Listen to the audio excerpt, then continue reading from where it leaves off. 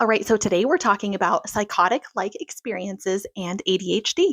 So, this 2024 study looked at something called psychotic-like experiences, which are mild temporary feelings that are usually like overly suspicious, overly self aware, or having brief, odd perceptions. So, this is not a full psychosis, and this is more common in the general population.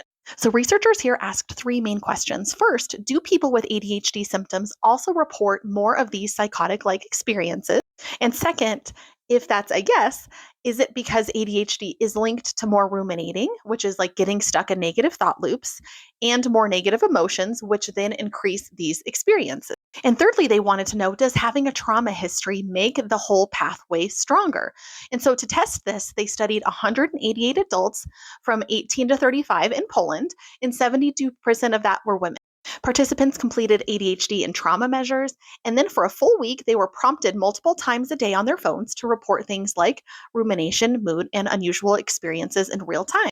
So, the cool thing about this, it wasn't looking back over the month, it was daily life data, which is usually more reliable.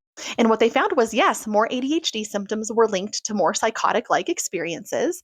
And secondly, they found that almost half of that connection was explained by the chain that we were talking about.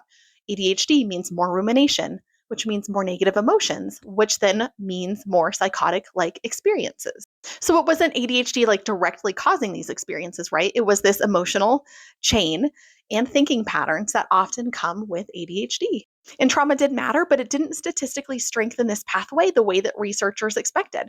So trauma was related, but it didn't like turn up the volume on this specific mechanism. So what does this mean clinically? It suggests that for many people with ADHD, distressing mental experiences may be driven less by the idea that there's something wrong with their brain, right? And more by chronic rumination and emotional overload, which can be hopeful because these things are things that we can treat in therapy. And it points towards therapies that target rumination, emotional regulation, and trauma, not just attention, as key supports for mental health and ADHD.